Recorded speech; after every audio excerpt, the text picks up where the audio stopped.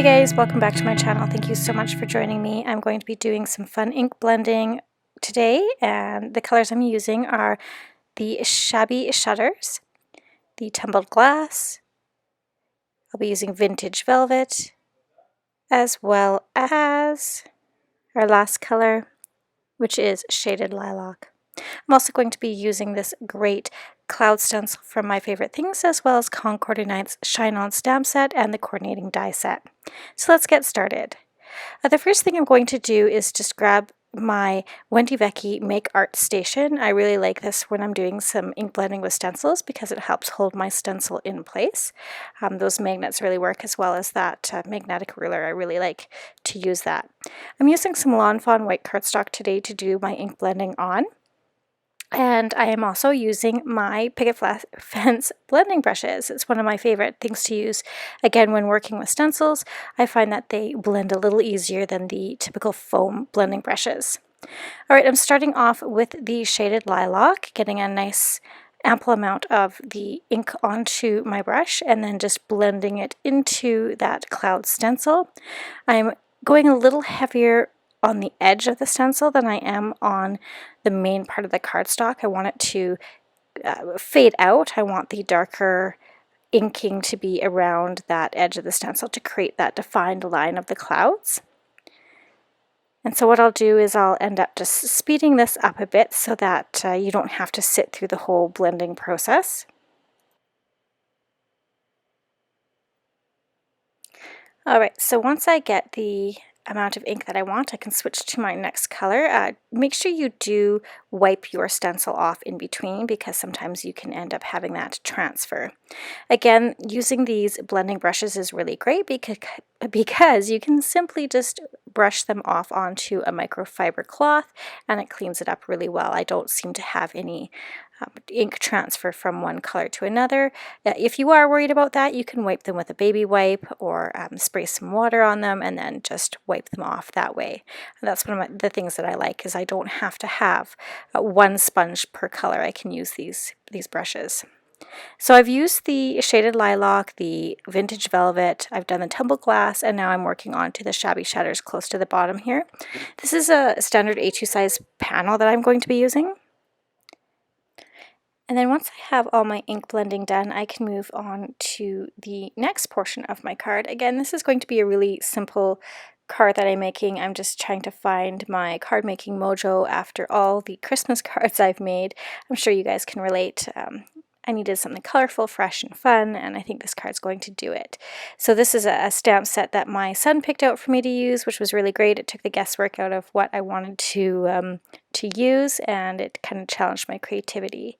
So I decided I wanted to use this sun die cut, and I'm just trying to find a good place to place it to look like it's peeking out of the clouds, and I liked that position there. There was a nice curve of the clouds in that specific portion. So I'm just using some of that thermo web tape to hold that stencil on. It's a really nice low tack tape that I can use to hold the stamp, or my die cut on when I run it through my die cut machine, and I don't have to worry about it ripping my cardstock. I also want to kind of lay out where my sentiment is going to go and make sure I like how everything looks before I go ahead and die cut that out. Since I like how that looks, I'll go ahead and run that through my Gemini Junior. It's one of my favorite die cutting machines, so if you don't have one, definitely put it on your list of things to add to your craft room. Once I've run that through my die cutting machine, I can just pull the sandwich apart and I can push out the little die cut pieces, and I really like this little intricate sun that it cut out onto my panel. I think that's so pretty. And then what I want to do is I do want to back it with some cardstock to peek through. I want it to have that sun look. So then I'll go ahead and pull out my sunflower colored cardstock from Lawn Fawn. I think that's a great color to use for the background. I think it'll pop really nicely. And then how I adhere this is I'm actually really just going to cheat. I'm not going to line the whole back. I'll just have enough of that cardstock just that I can tape down behind there. So I'll grab my cutter bee scissors, and these are my trusty scissors that I have for cutting my cardstock.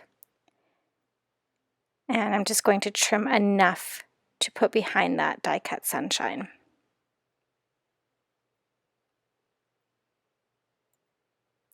And then to adhere it to the back, again, I'm not going to do anything too fancy. I'm actually just going to grab some washi tape and tape that to the back of this panel.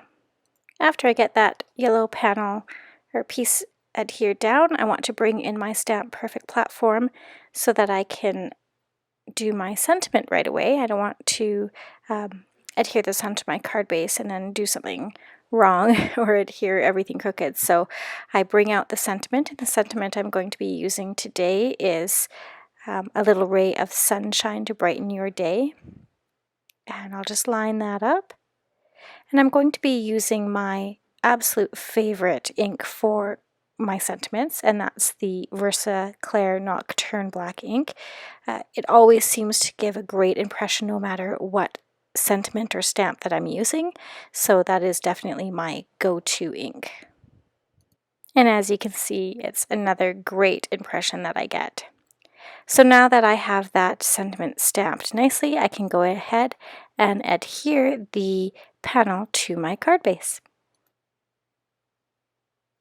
Having a large tape runner like this really saves me a lot of time. I don't have to change out my tape runners or my adhesive runners so often, so I kind of like having this big mama here.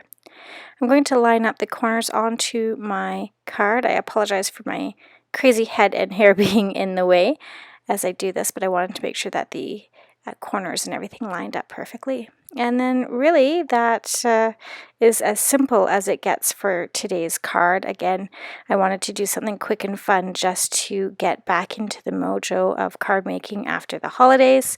It's been a rather busy and hectic holiday season for my family, and so it's just nice to work on something that's simple yet I think turned out really well and is really quite pretty. So let's go ahead and take a closer look. I think what I might have wanted to do is add maybe some sparkle paper underneath, or maybe like a glitter paper. That would have been nice. I did decide to elevate it to the next level, and I wanted to decorate the envelope as well in that same rainbow pattern cloud kind of look. I thought that would be really nice to have a coordinating envelope with this. So we'll just go ahead and jump to the end. All the shading and blending that I did was the exact same pretty much that I did on the card panel itself, except for I did switch the purple and the pink colors around. So then once I get that all blended up, I'll address it. And then after I'm done addressing it, I will use a little bit of a sealer over top of that for sending it in the mail. And that's just to protect the work and make sure that the ink doesn't activate when if it happens to get wet for any reason. So I think I really like how that turned out, and I hope you will take time to make coordinating envelopes for your card projects. Make that your challenge or your New Year's resolution. And here's a look at the finished card. I really, again, like the simplicity of it, and I really think it'll help kickstart my mojo for the new year. I want to thank you so much for joining me today. I hope that you guys have a very happy new year, and check out these further videos. Thanks so much, guys, and enjoy your day.